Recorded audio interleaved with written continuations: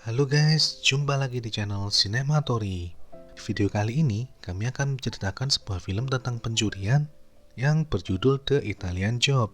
Secara singkat, film ini bercerita tentang sekumpulan pencuri yang mencuri emas milik mantan teman mereka yang juga merupakan seorang pencuri. Bingung kan? Tanpa lama-lama lagi, langsung aja kita mulai alur ceritanya.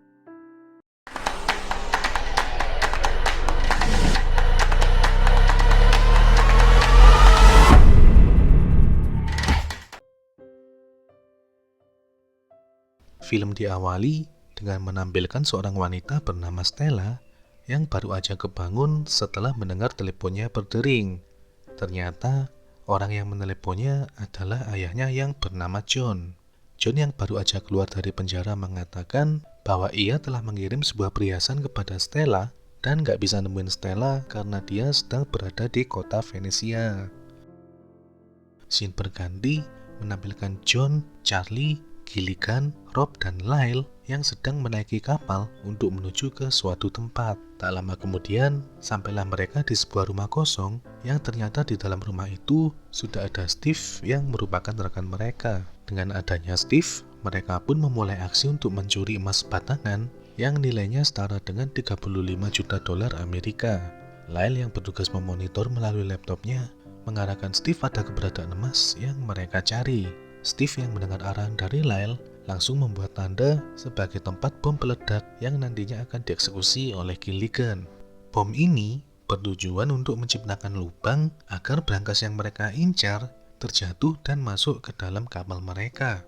Selain itu, mereka juga menugaskan tukang sampah untuk menangkap berangkas menggunakan kapal milik mereka. Setelah para tukang sampah memberi kode jika mereka telah siap, Gilligan pun meledakkan bom yang sudah ia siapkan sebelumnya. Karena mendengar suara ledakan, para penjaga berangkas tersebut segera bergerak untuk mengejar kapal milik para tukang sampah. Tapi, ternyata berangkas yang dibawa oleh para tukang sampah tersebut adalah berangkas yang palsu. Sedangkan berangkas yang asli dibiarkan jatuh ke dalam air oleh Charlie dan timnya. Charlie dan timnya menyelam menggunakan baju serta alat selam lengkap dan berusaha dengan keras agar bisa membuka berangkas yang berisikan emas tersebut. Setelah mencoba beberapa kali, John yang memang memiliki IQ yang sangat tinggi akhirnya bisa membobol sistem keamanan yang digunakan untuk mengunci berangkas tersebut. Dan tak menunggu lama, berangkas pun akhirnya terbuka. Scene berganti menampilkan Charlie dan kawan-kawan yang merayakan keberhasilan mereka. John pun berkata bahwa ia bangga pada Charlie yang mampu merampok emas senilai 35 juta dolar tanpa menggunakan senjata. Selain itu, John yang sudah berumur pun memberi beberapa nasihat tentang kehidupan dan pernikahan kepada Charlie. Saat mobil mereka melalui jembatan, tiba-tiba ada sebuah mobil yang menghalangi jalan mereka. Mereka mengira bahwa orang-orang yang menghalangi jalanan mereka hanyalah orang iseng belaka. Tapi ternyata mereka adalah komplotannya Steve. Steve yang berada satu mobil dengan Charlie dan timnya tak disangka telah mengkhianati mereka. Bahkan dengan tega, Steve langsung menembak ke arah dada John dan menjatuhkan mobil mereka ke danau yang airnya hampir beku. Charlie dan tim yang ikut terjatuh pun segera mengambil tabung oksigen yang tadi sempat mereka pakai pada saat mencuri berangkas. Namun, John yang sudah tertembak oleh Steve sudah tidak bisa diselamatkan lagi. Steve yang sudah menjatuhkan mereka ke dalam danau menunggu Charlie dan timnya untuk muncul ke permukaan. Dan yang muncul adalah mayat John yang sudah mengapung.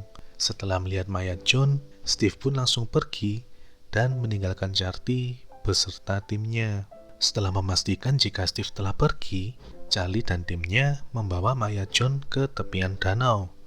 Charlie yang sudah menganggap John seperti ayahnya sendiri pun menangis sambil memangku mayat John yang sudah terbujur kaku.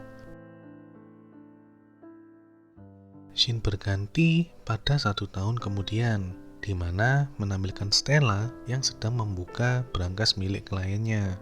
Stella terkenal dengan kemampuannya yang luar biasa dalam membuka brankas, di mana ia mampu membobol brankas hanya dalam waktu 3-5 menit saja. Setelah menyelesaikan tugasnya, Stella pun pergi menggunakan mobil Mini Cooper berwarna merah untuk menuju ke kantornya. Sesampai di kantor, ternyata sudah ada seseorang yang menunggunya, dan orang itu adalah Charlie. Stella yang tampaknya tidak menyukai kedatangan Charlie ke kantornya, mengatakan bahwa ia tidak mau bertemu dengan Charlie lagi. Stella merasa bahwa Charlie lah penyebab kematian ayahnya, karena Charlie lah yang mengajak ayahnya untuk melakukan perampokan brankas emas di Venesia.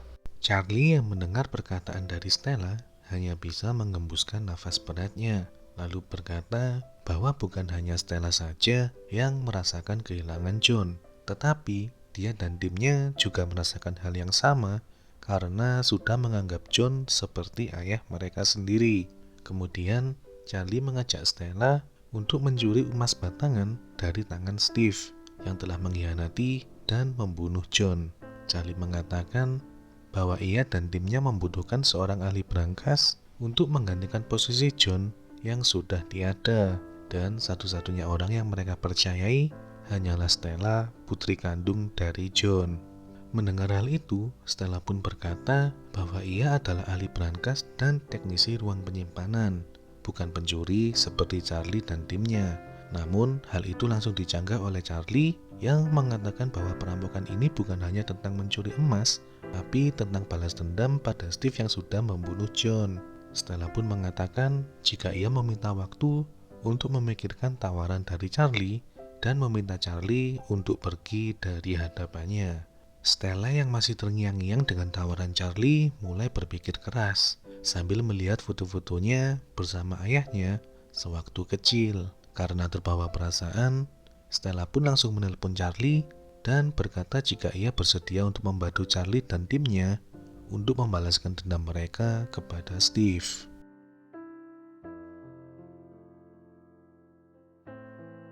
Scene berganti menampilkan Stella yang mengendarai mobil mini merah miliknya yang menuju ke markas Charlie. Charlie yang berada satu mobil bersama Stella pun langsung mengenalkan anggota timnya kepada Stella. Yang pertama, Gilligan yang mendapat julukan sebagai Left Ear. Gilligan adalah seorang yang handal dalam bidang pembakaran dan bahan peledak. Bahkan kemampuannya ini sudah ia miliki sedari kecil. Percobaannya semacam kecil inilah yang membuatnya kehilangan pendengaran pada telinga kanannya. Dan terakhir adalah Rob yang mendapatkan julukan sebagai Handsome Rob. Rob memiliki kemampuan mengemudi mobil dengan handal dan memiliki banyak penggemar perempuan karena ia memiliki wajah yang sangat tampan.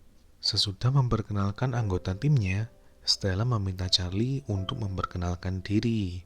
Charlie pun memperkenalkan dirinya dan berkata bahwa ia sudah mencuri sejak ia baru saja mempunyai gigi bayi.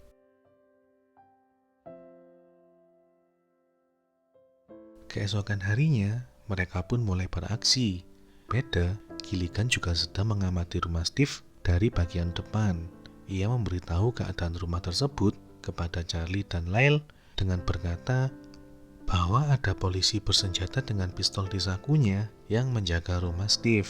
Rumah Steve akhirnya melihat keberadaan Steve yang akan pergi meninggalkan rumahnya. Di sisi lain, terdapat Rob yang sedang terhambat kemacetan. Setelah memastikan keberadaan Steve, mereka pun memutuskan untuk berkumpul membahas rencana mereka selanjutnya. Rob yang tadinya mengalami kemacetan pun mengeluh dan berkata bahwa rencana mereka bisa saja terhambat karena gangguan lalu lintas. Stella pun berkata, mengapa tidak mereka kendalikan saja lampu lalu lintas itu? Mendengar hal itu, Charlie pun langsung memerintahkan Lyle untuk meretas sistem lalu lintas demi kelancaran aksi mereka. Scene berganti memperlihatkan Steve yang sedang berada di sebuah ruko bersama Yevhen. Steve datang membawa batangan emas yang ia jual kepada Yevhen. Yevhen yang hanya membeli satu batang emas membuatnya kesal, tapi dia berjanji akan membeli batangan emas lainnya dari Steve. Charlie dan Lyle yang melihat bahwa Steve sedang tidak berada di rumahnya pun mulai menyusun rencana. Steve yang menyangka jika Charlie dan kawan-kawannya sudah meninggal, meminta Stella untuk menyamar menjadi tukang reparasi. Lalu, Charlie dan timnya akan memutuskan kabel internet Steve untuk mendapatkan rekaman video ruangan di rumah Steve. Scene berganti menampilkan Lyle dan Rob yang berada di dalam mobil. Di sana, mereka sedang mengintai seorang wanita bernama Becky yang bekerja sebagai petugas reparasi dengan tujuan untuk mengambil identitas dari petugas tersebut agar bisa digantikan oleh Stella. Tak lama kemudian, Rob pun langsung mendatangi dan merayu Becky. Setelah menghabiskan malam bersama Becky, Rob langsung menjalankan aksinya, yaitu mengambil identitas baju dan juga membuat kunci duplikat untuk mendukung penyamaran Stella. Keesokan harinya, Stella yang sudah berpakaian menggunakan baju bernama Becky bergegas pergi menggunakan mobil khusus milik perusahaan reparasi. Di sisi lain, Gilligan mencabut kabel yang terhubung ke rumah Steve. Steve yang hendak menghidupkan televisi merasa kesal karena seluruh alat elektroniknya tidak dapat berfungsi dengan baik. Dengan kesal, ia pun menghubungi tukang reparasi untuk memperbaiki instalasi di rumahnya. Tak lama kemudian, Charlie dan timnya pun segera mengirimkan Stella ke rumah Steve. Sebelum berangkat, Stella diberikan sebuah pin oleh Lyle yang merupakan sebuah kamera pengintai. Sesampainya Stella di rumah Steve, ia dikejutkan oleh gonggongan dari dua anjing milik Steve. Karena mendengar suara gonggongan anjingnya, Steve langsung turun menemui Stella dan mengusir kedua anjingnya. Setelah itu, Stella pun turun dari mobil dan meminta Steve untuk langsung menunjukkan di mana letak permasalahannya. Di dalam rumah, Stella pun memperlihatkan detail situasinya, dan tanpa pengawasan Steve, ia membuka sebuah ruangan agar tidak memasuki ruangan itu. Steve yang terlihat tertarik pada Stella pun mulai mencoba untuk merayunya. Untungnya, Stella dapat mengatasinya dengan mengatakan agar Steve membiarkannya mengerjakan tugasnya terlebih dahulu. Setelah berpura-pura memperbaiki kabel TV, Stella mengarahkan kameranya untuk memberi tanda pada Charlie dan timnya agar menyambungkan kabel yang sudah mereka cabut sebelumnya. Setelah selesai melakukan tugasnya, Steve berkata pada Stella bahwa ia sepertinya pernah bertemu dengan Stella sebelumnya. Namun, hal itu langsung dibantah oleh Stella dengan mengatakan bahwa mereka sama sekali belum pernah bertemu sebelumnya. Steve yang terpesona dengan Stella pun tanpa ragu mengajak Stella untuk pergi berkencan dengannya. Namun Stella menolak ajakan Steve dengan alasan bahwa ia tidak berkencan dengan lelaki yang baru aja ia temui 5 menit yang lalu. Tapi Steve tetap memaksa dan memohon pada Stella hingga akhirnya Stella pun pasrah dan mengiyakan permintaan Steve. Setelah kembali ke markas, mereka membahas tentang kelanjutan rencana pencuriannya. Charlie bertanya kepada Lyle berapa jarak antara pintu depan dan ruang besi pada terowongan kereta api. Dengan cepat, Lyle pun menjawab jika jaraknya adalah 6 kaki, yang mana dari jawaban tersebut membuat Charlie mendapatkan ide yang sangat brilian. Keesokan harinya, Rob dan Charlie yang sering mengendarai mobilnya dengan kecepatan yang tinggi merasa senang karena berhasil melewati rintangan yang mereka buat sendiri di markas Charlie. Setelah mendapat data dari hasil simulasi ini bagi mereka dan memodifikasinya sedemikian rupa agar menjadi lebih cepat dan kuat. Setelah mobil mereka selesai dimodifikasi, mereka pun melakukan simulasi terakhir dengan hasil yang sangat memuaskan dan siap untuk menjalankan misi selanjutnya. Scene berganti, terlihat Steve yang datang ke sebuah ruko untuk menagih janji Yevhen yang berkata akan membeli emas miliknya. Namun, kejadian menegangkan pun terjadi di antara mereka. Yevhen yang tidak sengaja berbicara tentang emas yang berada di Venesia membuat Steve curiga dan menginterogasi Yevhen apakah ia mengetahui tentang perampokan itu. Yevhen pun langsung membantah dan mengatakan jika ia sama sekali tidak tahu tentang pencurian tersebut. Hingga akhirnya, Steve yang sudah diambang kemarahan dan tanpa pikir panjang langsung menembak Yevhen di ruko Yevhen. Keesokan harinya, seorang laki-laki yang bekerja di toko Yevhen menemukan jika Yevhen sudah meninggal. Kemudian ia pergi menemui sepupu Yevhen untuk mengatakan hal tersebut kepadanya. serta menyebutkan beberapa ciri-ciri pelakunya pada sepupu Yevhen yang bernama Maskov. Scene berganti memperlihatkan Steve yang sedang bersiap untuk pergi kencan bersama Stella. Sesaat setelah kepergian Steve dari rumahnya, datanglah 3 mobil mini milik Charlie dan timnya, namun mereka dikejutkan oleh tetangga Steve yang sedang mengadakan sebuah pesta, di mana hal tersebut sangat mengganggu aksi mereka, dan Charlie pun memutuskan untuk membatalkan rencana mereka. Di sisi lain, Steve yang sedang berkencan dengan Stella menanyakan apakah Stella sudah mempercayainya, dan Stella menjawab jika ia percaya pada semua orang, tapi tidak pada iblis yang merasuki mereka. Kata-kata ini ternyata terdengar familiar di telinga Steve. Steve pun berkata jika ia pernah mendengar kalimat tersebut diucapkan oleh lelaki tua bernama John. Steve yang mulai menyadari jika Stella adalah anak dari John, mulai menggenggam tangan Stella hingga Stella merasakan kesakitan. Karena merasa dalam bahaya, Stella langsung memberi kode pada Charlie dan timnya dengan menjatuhkan botol minuman, dan tak lama kemudian datanglah seluruh tim mengepung Steve. Steve yang terkejut melihat Charlie dan timnya yang masih hidup menjadi terdiam.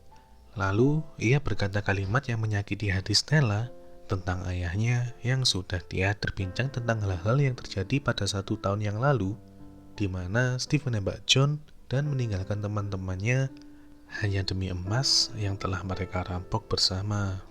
Steve berkata jika emas itu sudah hilang dan tidak ada lagi yang tersisa. Namun Charlie tetap tidak percaya terhadap omongan Steve. Steve terus mengoceh hal-hal yang tidak sopan dan membuat emosi Charlie meledak, hingga Charlie memukulnya sampai Steve jatuh tersungkur di depan banyak orang. Keesokan paginya, Charlie dan kawan-kawan berkumpul di markas. Lyle yang bertugas mengawasi Steve mendapat informasi melalui monitornya jika ia melihat Steve menyewa sebuah helikopter dan mobil berlapis baja. Tentu saja hal ini dianggap sebagai kabar baik oleh Charlie, karena mereka tidak perlu bersusah payah mendapatkan berangkas tersebut, melainkan berangkas itulah yang akan mendatangi mereka. Tak lama kemudian, Charlie pun menugaskan Lyle untuk mengurus lampu lalu lintas yang dilewati mobil berlapis baja dan mengarahkan mobil itu ke tempat yang mereka tentukan. Scene berganti menampilkan Gilligan yang sedang memasang beberapa bom di atas terowongan kereta api. Charlie dan timnya memastikan jam berapa kereta api akan berangkat sehingga mereka dapat memperkirakan aksi mereka. Rob yang berada di dekat rumah Steve untuk mengawasi keadaan secara langsung memberitahu timnya jika ada 3 mobil dan 3 motor yang mengikuti mobil tersebut dari belakang. Lyle berkata pada Charlie bahwa ia tidak dapat mengarahkan 3 mobil sekaligus dan ia harus mengetahui mobil mana yang berisi emas sungguhan agar ia bisa menentukan rutenya. Tak lama kemudian, Charlie memberikan ide pada Lyle untuk melihat mobil dengan ban yang terendahlah yang menyimpan berangkas emas, dan setelah melihat hasil pada layar monitornya, ternyata mobil ketigalah yang memiliki ban terendah. Rob dan Charlie yang sudah berada di dalam mobil mini menyuruh Lyle untuk menciptakan kemacetan. Tak lama kemudian, Lyle pun membaca sistem dan mematikan akses milik para petugas pengawas lalu lintas. Karena ulah Lyle, kondisi lalu lintas saat ini pun menjadi sangat kacau. Semua orang turun dari mobilnya dengan saling menyalahkan. Keadaan ini dimanfaatkan oleh Lyle untuk mengarahkan mobil berisi emas menuju ke tempat yang sudah mereka siapkan. Steve pun mulai menyadari jika kemacetan yang terjadi adalah ulah dari Charlie dan juga timnya. Namun sayangnya, ia berada di dalam helikopter yang membuatnya tidak bisa berbuat apa-apa selain mengawasinya dari atas.